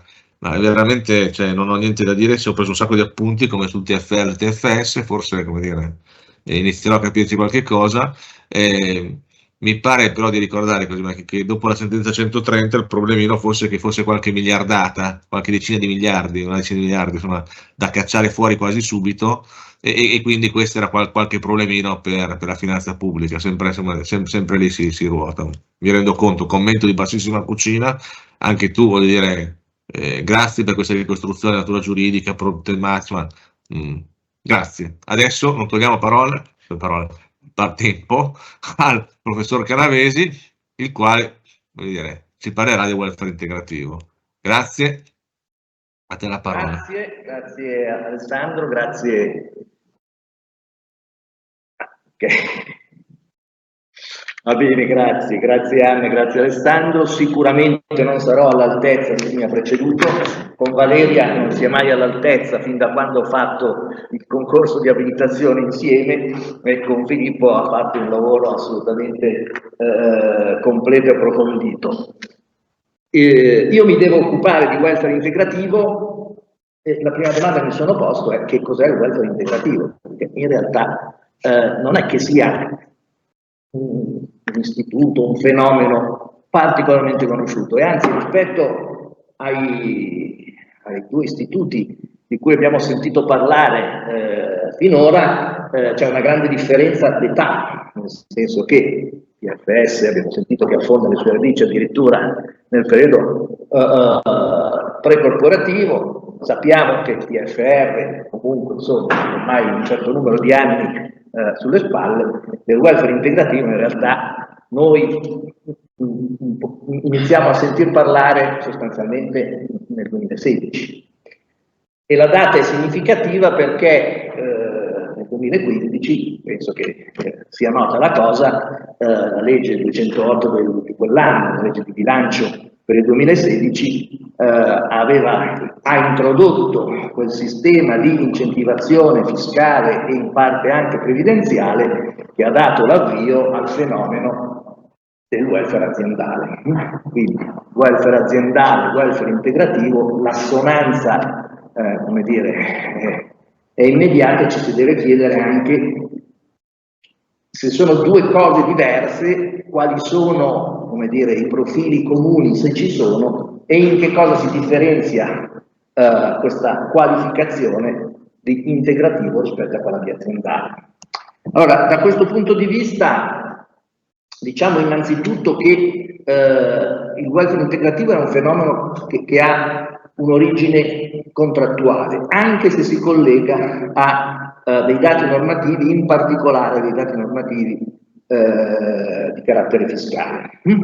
Però in tempi recenti, quindi 2020 e 2023 sostanzialmente, abbiamo avuto anche delle disposizioni di legge che hanno richiamato, non è che sono intervenute a regolare o a prevedere specifiche indicazioni su questo fenomeno, ma hanno preso atto dell'esistenza di questo fenomeno e nelle formule, delle disposizioni, noi abbiamo alcune indicazioni che comunque sono utili e interessanti. La prima tratta di due disposizioni molto particolari, come dire, anche norme speciali che hanno anche un'efficacia ormai limitata e superata, nel senso che la prima era contenuta nella legge di bilancio del 2021, l'articolo 1, comma 870 della legge 178 del 2000, lì si prevedeva che sostanzialmente le risorse non utilizzate nel 2020, quindi nel periodo pandemico, con riferimento ai buoni pasto o al lavoro straordinario di pubblici dipendenti, andassero a incrementare la disponibilità per la contrattazione integrativa sui trattamenti economici accessori, compreso anche gli istituti di welfare integrativo. L'altra disposizione è una disposizione molto più recente, cioè del 2023, riguarda in realtà gli interventi eccezionali per fronteggiare l'emergenza legata all'alluvione dell'Emilia Romagna. È stata prevista una disponibilità finanziaria a favore del personale dell'Università di Bologna per erogare prestazioni aggiuntive, dice la norma, rispetto a quelle già destinate alle ordinarie misure sul welfare integrativo, senza effetti sui fondi del trattamento accessorio.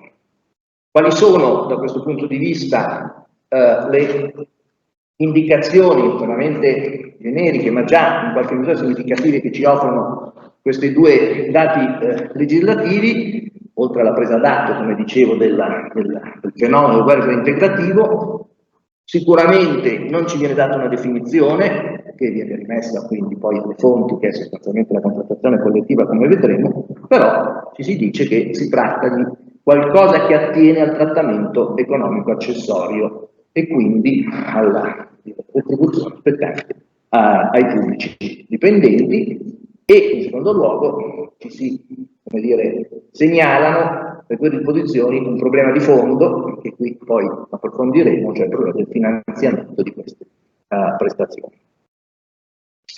Quindi, detto questo, dal punto di vista del dato normativo, veniamo a considerare l'origine appunto del welfare integrativo e il suo rapporto col welfare aziendale. Come dicevo, welfare aziendale, legge di bilancio del 2016, lì si prevedeva sostanzialmente, si prevede ancora, che sostanzialmente il lavoratore potesse trasformare il premio, la somma spettante a titolo di premio di produttività in servizi di welfare, ai sensi dell'articolo 51, comma 2, lettera F e dell'articolo 51,3 del TUI, del testo unico sull'imposta sui redditi,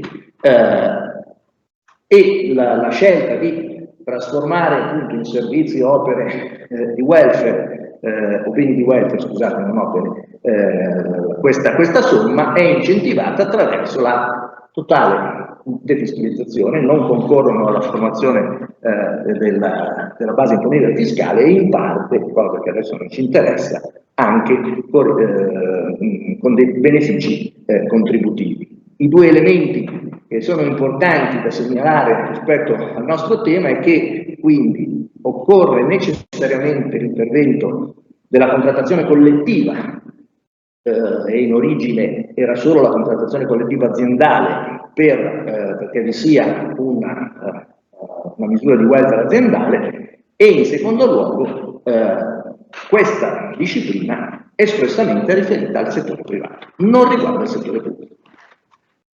Sostanzialmente in contemporanea l'accordo quadro sul rinnovo contrattuale nel pubblico impiego del 2016 prevede un impegno diciamo del governo a introdurre forme di welfare contrattuale anche utilizzando forme di vantaggio fiscale, quindi al di là della formulazione abbastanza generica e che rifà riferimento anche in casi alla previdenza complementare, sembra porsi nella direzione di riprodurre in qualche misura anche nel settore pubblico una disciplina del tipo di quella prevista per il welfare aziendale.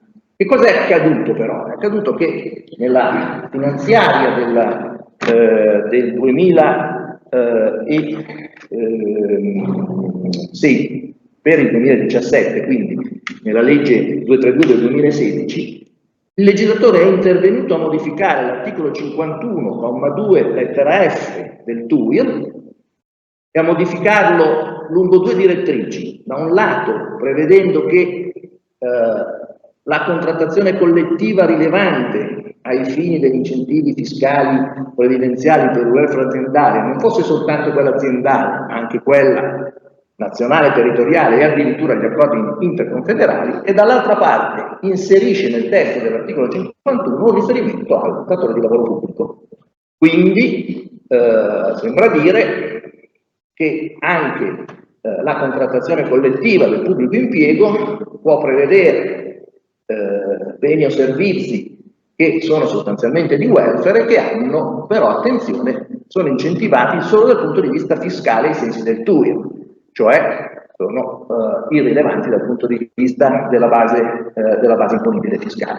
Ecco, questo intervento, dopo diciamo alcune altre cose, è, come dire, connesso con la contrattazione collettiva nel pubblico impiego, dà l'avvio al fenomeno del welfare integrativo.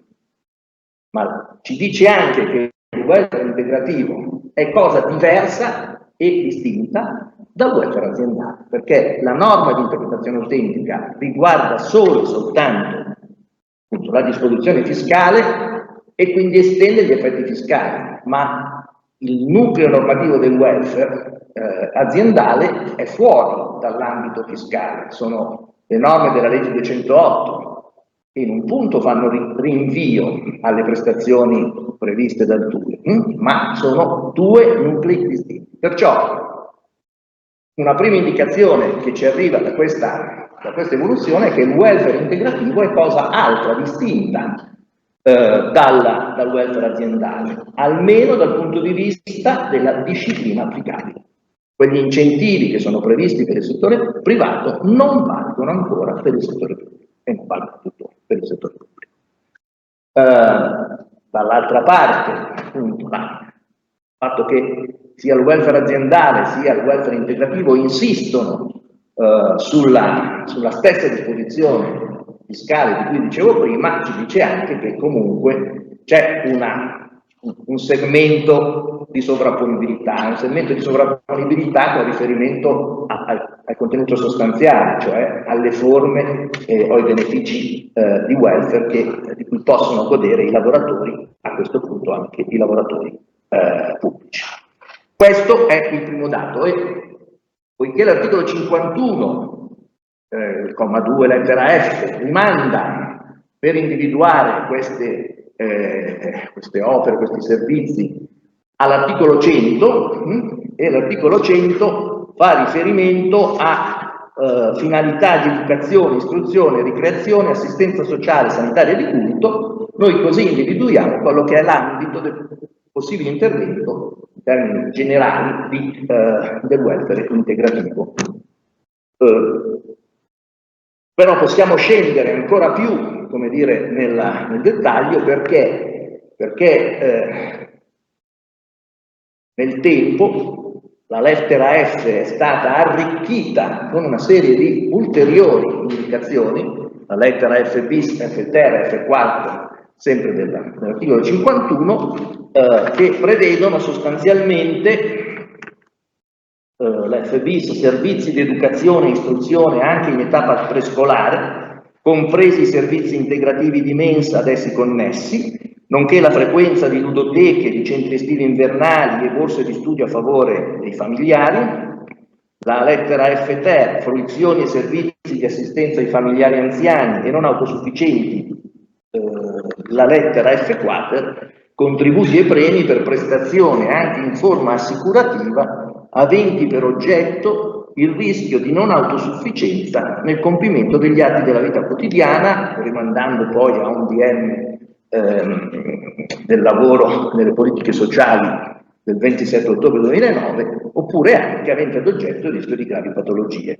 Ora, anche se la norma di interpretazione autentica richiama soltanto la lettera F, dobbiamo ritenere, e in realtà questa lettura ha avuto l'avvallo anche dell'Agenzia delle Entrate, che l'ambito complessivo delle prestazioni di welfare integrativo comprenda anche queste ipotesi che vi dicevo. Perché? Perché sostanzialmente le lettere F bis, F ter e F4 sostanziano, concretizzano l'indicazione generale della lettera F, quindi comunque anche un'interpretazione semplicemente sistematica porterebbe a questa conclusione. Primo step perciò per quanto riguarda l'individuazione di che cos'è il welfare integrativo. Prestazioni, così come individuate dalla norma fiscale, articolo 51,2 lettera F e seguenti, che devono trovare però la loro fonte in un contratto collettivo. E qui allora arriviamo a un secondo passaggio. Quando la norma di interpretazione fa riferimento al contratto collettivo nazionale o territoriale o anche all'accordo interconfederale, evidentemente allude alla struttura della contrattazione collettiva esistente nel settore privato. Quindi noi ci dobbiamo chiedere come si traduce questa indicazione rispetto al riferimento al settore pubblico, che cosa succede trasportando l'indicazione normativa nell'ambito della struttura della contrattazione collettiva dei pubblici dipendenti. E qui allora dobbiamo tenere presente, penso che siano cose note, che la contrattazione collettiva del settore pubblico ha una specifica disciplina legislativa che prevede due livelli, il contratto nazionale e poi il contratto integrativo, e una serie di vincoli per il contratto o la contrattazione integrativa. I vincoli connessi al rispetto delle materie che sono allo stesso espressamente delegate dal livello superiore, i vincoli relativi al rispetto dei costi, sia del fatto che non possono essere oggetto di contrattazione materie che comportano oneri non previsti negli strumenti di programmazione annuale e pluriennale delle amministrazioni, tra l'altro con la sanzione espressa della nullità dei contratti collettivi che violano questa disposizione, il rispetto dei vincoli di bilancio risultanti dagli strumenti di programmazione annuale e pluriennale di ciascuna amministrazione, e poi, cosa che per noi è particolarmente rilevante nei nostri fini, dei vincoli in ordine alla destinazione delle risorse relative ai trattamenti economici accessori.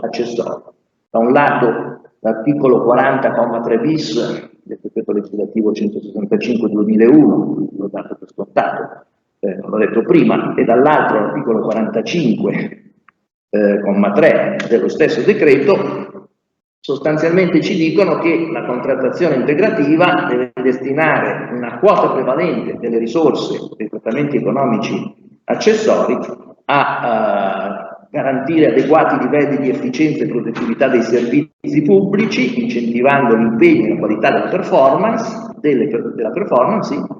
E poi anche che appunto questa quota di risorse sostanzialmente deve compensare le performance individuali e organizzative oppure specifiche condizioni di svolgimento dell'attività lavorativa.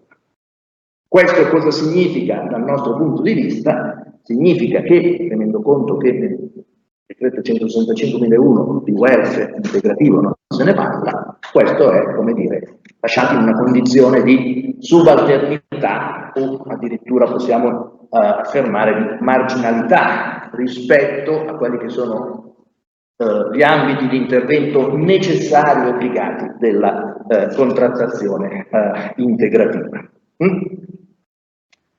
Che tra l'altro il welfare aziendale sconta a monte la scelta che il contratto nazionale di prevedere il welfare integrativo.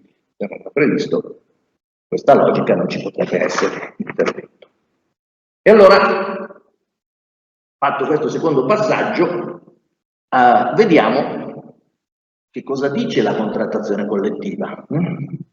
Qui io mi riferisco sostanzialmente alla contrattazione collettiva nazionale, con riferimento ai bienni di contrattazione 2016-2018 e 2019-2021, anche perché non ci sono, a quanto mi costa, forse Alessandro ha notizie diverse, più aggiornate le mie, ma a quanto mi costa non ci sono attualmente ulteriori rinnovi dopo quelli del 2021. Perché ci riferiamo a questi rinnovi? Perché sono quelli che vengono in concomitanza, in realtà i contratti sono stati sottoscritti tutti o dopo il 2018, quindi successivamente, a quell'accordo quadro in cui si faceva riferimento alle disposizioni, all'introduzione anche nel settore pubblico di un welfare contrattuale eventualmente incentivato fiscalmente. Ora, se noi prendiamo i contratti collettivi nazionali di lavoro delle 4 aree, le funzioni centrali, le funzioni locali, la sanità e l'università e gli enti di ricerca del 2018-2016, troviamo per la prima volta un riferimento al welfare integrativo. Sostanzialmente, da un lato, negli articoli che riguardano le competenze della contrattazione integrativa, si prevede che la contrattazione integrativa debba individuare i criteri attraverso cui realizzare le forme, quindi erogare le prestazioni di welfare integrativo, e poi viene introdotto in ciascuno dei quattro contratti un articolo specifico, proprio denominato, pubblicato, welfare integrativo, che cosa dice? Perché sono sostanzialmente delle fotocopie, tranne alcune disposizioni relative alle fonti di finanziamento, che tengono conto di alcune, poi vediamo anche questo profilo perché è un altro aspetto importante, tengono conto di alcune specificità. Che cosa ci dicono queste disposizioni? Definiscono le prestazioni di welfare come benefici di natura assistenziale e sociale, in termini generali, e poi specificano un elenco di carattere non tassativo che, come dire, prevede iniziative di sostegno al reddito della famiglia, sussidi e rimborsi, prevede supporto all'istruzione e promozione del merito dei figli, prevede contributi a favore di attività culturali e creative e con finalità sociali, o ancora prestiti a favore di dipendenti in difficoltà ad accedere ai canali ordinari del credito bancario o che si trovino nella necessità di affrontare spese non differibili, ed infine ancora polizze sanitarie integrative delle prestazioni erogate dal Servizio Sanitario Nazionale. Aggiungo, ma non entro su questo profilo, che anche i contratti collettivi dell'area dirigenziale per le 4 funzioni sostanzialmente riprendono, a parte quello dell'area ricerca che non contiene alcun riferimento al welfare integrativo, peraltro ancora fermo al biennio 2016-2018, non sono stati ancora i rinnovi, che anche appunto la contrattazione delle aree dirigenziali sostanzialmente riprende quanto previsto in queste disposizioni. Troviamo però, lo segnalo soltanto perché su alcuni aspetti probabilmente c'è un attimo da riflettere, alcune ulteriori specificazioni delle quelle che dovrebbero essere prestazioni di welfare, perché nell'ipotesi di rinnovo per il 2019-2021 sottoscritta nel dicembre 23 per le funzioni locali, si parla di versamenti aggiuntivi su base volontaria al fondo di previdenza complementare, il Perseo o il Sirio, in base alle norme che regolano il funzionamento del fondo, ove possibile effettuati direttamente dall'ente per conto del lavoratore, e poi c'è una disposizione che è presente anche in alcuni altri rinnovi 2019-2021 di carattere più generale, se vogliamo forse residuale, altre categorie di beni e servizi che in base alle vigenti norme fiscali non concorrono a formare il requisito lavoro effettivo. Quindi, da questo punto di vista, la contrattazione collettiva nazionale ha adempiuto, se vogliamo, i suoi compiti, ha previsto il welfare integrativo come materia, ne ha individuato, diciamo, le prestazioni che sono ritenute più rilevanti rispetto agli interessi dei lavoratori, e poi si rimette alla contrattazione integrativa le scelte, se attuarlo. Se deve attuarlo, evidentemente occorre definire i criteri e quindi stabilire quali sono i lavoratori, in quali condizioni viene riconosciuta la prestazione e con quali risorse. Ora, sul tema delle risorse, e così vado a chiudere, il tema delle risorse certamente è un tema fondamentale, perché i vincoli che esistono che sono posti dalla normativa che prima richiamavo alla contrattazione integrativa sono un fattore di, diciamo, ostacolo, di impedimento alla crescita, allo sviluppo del welfare integrativo.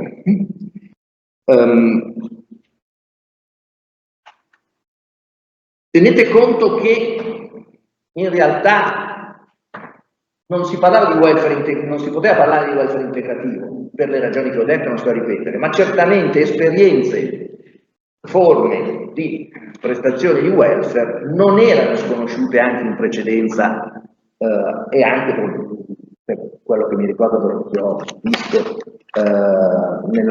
con fonte contrattuale nell'ambito del pubblico impiego, ed erano sostanzialmente finanziate con risorse che l'amministrazione aveva a disposizione. Ecco, nella prima tornata contrattuale 2016-2018, la scelta fatta dai contratti collettivi nazionali è quella sì di prevedere l'introduzione del welfare integrativo, ma sostanzialmente di limitare il finanziamento di queste forme ai finanziamenti già utilizzati in precedenza dalle amministrazioni a tal fine. L'esempio più rilevante è l'articolo 72 del contratto collettivo 2016-2018 delle funzioni locali. Su questo, per esempio, l'ARAN ha espresso chiaramente in una serie di pareri che sono stati richiesti la posizione per cui, pur essendo una disposizione del contratto collettivo di carattere generale che si rivolgeva a tutte le amministrazioni, soltanto quelle amministrazioni che già in precedenza avevano utilizzato delle risorse disponibili nel loro bilancio per erogare le prestazioni di welfare potevano prevedere l'erogazione del welfare integrativo utilizzando queste risorse, mentre le risorse che venivano destinate per il trattamento economico accessorio non potevano essere utilizzate ai fini di introdurre forme di welfare aziendale. Scusate, integrativo, lapsus. Ecco, diciamo che da questo punto di vista la situazione è soltanto in parte cambiata con il biennio successivo, 2019-2021. È soltanto in parte cambiata perché la riscrittura delle disposizioni riferite al welfare integrativo sostanzialmente, anche qui in modo uniforme, individuano il finanziamento per questi interventi ancora una volta nelle risorse già utilizzate, ma consentono di ricorrere in via integrativa anche alle risorse previste dal fondo, come è chiamato adesso non lo ricordo, fondo, diciamo, alle risorse disponibili per i trattamenti accessori. La formula è generica, quindi da questo punto di vista in qualche misura il contratto integrativo ha uno spazio di intervento, tenendo conto peraltro dei limiti, dei vincoli obbligatori della preminenza delle risorse da destinare alle performance o ad altro, ma anche qui c'è da capire quanto questa integrazione sia non solo possibile, ma in che termini, in che limiti possa essere effettuata. Infine, l'ultima osservazione, visto che ho praticamente esaurito il tempo, ma sono giunto anche in realtà alla fine, le ultime due osservazioni che voglio fare sono da un lato che alcuni contratti collettivi prevedono appunto esplicitamente alcune fonti aggiuntive di finanziamento del welfare aziendale, per esempio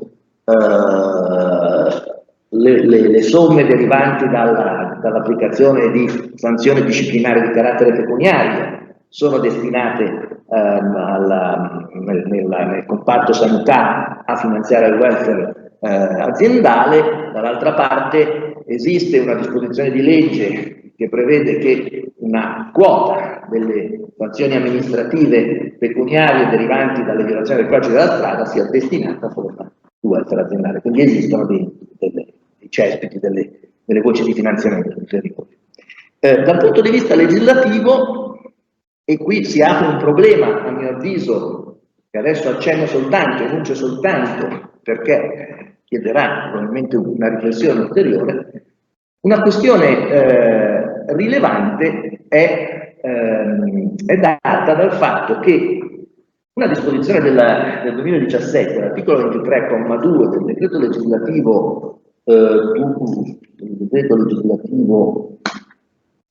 75, sostanzialmente ha posto un limite un tetto alle risorse da destinare al trattamento economico accessorio.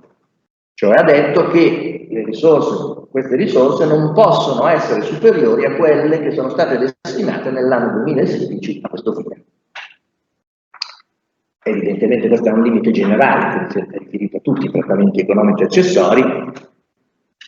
Cioè, in proporzione è ipotizzabile che incida pregiudizionalmente, soprattutto molto di più sul welfare integrativo, che già sconta tutti i limiti che ho detto. Ma qui il punto rilevante è che, secondo gli orientamenti della Corte dei Conti, a questo limite sfuggirebbero le somme destinate a finanziare il welfare integrativo. Perché queste somme non andrebbero conteggiate ai fini di questo tetto? Perché secondo la Corte dei Conti non si tratterebbe di somme a carattere retributivo, bensì di somme a carattere assistenziale previdenziale. Se noi dovessimo, come dire, accedere a questa impostazione, evidentemente cambia molto anche dell'inquadramento sistematico e del ruolo che potrebbe avere il welfare integrativo, nel senso che si possono aprire spazi di maggiore intervento in termini di welfare integrativo. Chiudo. Grazie Guido, anche tu hai semplificato una materia estremamente complessa tra welfare integrativo e welfare aziendale. Due brevissime insomma, considerazioni. Il primo aspetto è questa cosa non chiara, in termini assoluti, del come finanziare questo welfare integrativo. perché è molto bello come dice la Corte dei Conti, ma mi pare insomma che altri la pensino in maniera diversa, e soprattutto sul piano concreto nel momento in cui io sono vincolato al fondo, perché questo è il tema, cioè, anche sul tavolo, come dire, negoziale ad altro vogliono destinare i soldini, non a quello, e invece di spingere tanto su welfare, sul lavoro agile, che sono due profili sui quali probabilmente bisognerebbe scommettere in maniera sinergica. Questo poi è il diritto positivo, però per il primo Scusa, aspetto. non ho capito, su cosa scommetteresti? Sulla sinergia welfare integrativo e lavoro agile, in una prospettiva di benessere organizzativo, ok? Da mettere ovviamente sono due studi diversi, da mettere insieme in relazione al miglioramento di quelle che possono essere condizioni all'interno dei luoghi di lavoro. Quindi questo è il primo elemento. L'altro elemento è questo: c'è tutto il mondo dei non contrattualizzati. Perché tutto il mondo è contrattualizzati? Il problema di fondo è: lo applichiamo sì oppure no? Cioè, io un po' al posto dell'università, molte università non l'hanno applicato, altre università sì, cioè lì sulla base del fatto che siccome non c'era la norma che lo consentiva non lo puoi fare, ma io ho sempre interpretato in maniera opposta: se non è vietato lo puoi fare, voglio dire, dopodiché c'è il tema dei revisori, che eventualmente saranno loro che dovranno fare diciamo, qualche dimostranza, dovranno eccepire qualche cosa, ma sicuramente questo aspetto, come dire, è un tema centrale. E attenzione, l'altro profilo, e la cosa che fa più, come dire, pensare, è che coloro che sul piano concreto e tecnico hanno operato nel redigere non tanto le norme di legge, ma quelle contrattuali nazionali, sono perfettamente consapevoli del fatto che il sistema è un sistema che ha difficoltà a finanziarsi, col doppio limite di poi spendere quello che è già speso, eventualmente con qualcosa di più, e questo è il vero, come dire, è il vero limite, è il vero vincolo. Perché ancora una volta chi è partito in anticipo ha uno storico da spendere, chi è partito un po' dopo, ma non è una valutazione di merito, è veramente temporale, e magari ha idee anche migliori di chi era partito prima, non lo può fare. Cioè, questo, vuol dire, questo è il grande, come dire, è il grande limite, il grande problema, e su questo ci vorrebbe, secondo me, tra i tanti interventi di semplificazione, un intervento di semplificazione. Uno, perché devi separare pubblico e privato, in maniera separata, devi dettare linee guida chiare tra i due mondi, che hanno elementi di diversità, per quello che ti questo tema in maniera esemplare, cioè il sistema delle fonti. Okay? Questo è un tema, è un aspetto fondamentale.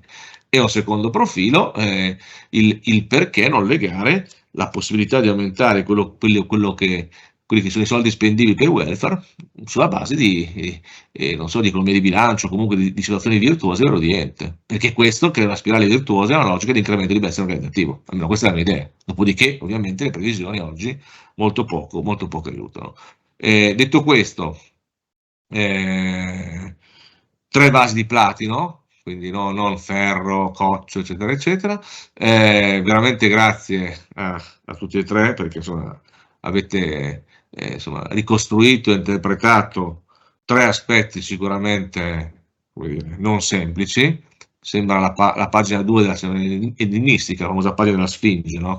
Tutte le cose complesse, veramente per questa sovrapposizione, come dire, di previsione, dove il filo rosso è il fatto che i soldi non ci sono, se ci sono li spendiamo con calma, perché insomma ci sono altre forse priorità, non capendo forse, questo forse più per welfare che non per il TFR e per il TFS, anche se in realtà, se io ho lavorato, cioè, mi viene proprio difficile capire la ragione per la quale devo metabolizzare, la ragione è chiara, devo aspettare 4 anni alla fine o anche di più in certi casi, è una roba che ma è difficilmente metabolizzabile. E sul tema del welfare, nella fase, come dire, attuativa, gli spazi di manovra ci sarebbero. Il problema è che ci vuole una forza di rischiare. Dopodiché il 23,2 che ha richiamato prima Guido, insomma, cioè quella è la norma cioè il limite d'accessorio al 2016, vuol dire, è una norma che insomma, qua se anche la cancesso domani è tardi, ok? Perché la logica dovrebbe essere un'altra, è una logica, come dire, non di contenimento assoluto, ma di sviluppo. Detto questo, come dire, non ho nulla da aggiungere, anche perché tutto quello che si poteva dire avete detto, ho espresso due opinioni in libertà. Adesso ormai, come dire, come è una consuetudine, lascio alla collega Zilli la parola per fare le famose conclusioni e conclusioni, dare appuntamento alla prossima, come dire, il prossimo incontro, che credo sia l'8 maggio, però non spoilerò niente perché non mi ricordo mai, e quindi ringrazio nuovamente Valeria Filì, Filippo Livelli, Guido Canavesi, e cedo alla collega Zilli la parola per le conclusioni. Grazie a tutti di nuovo. Grazie al professor Boscati e a tutti gli intervenuti di oggi.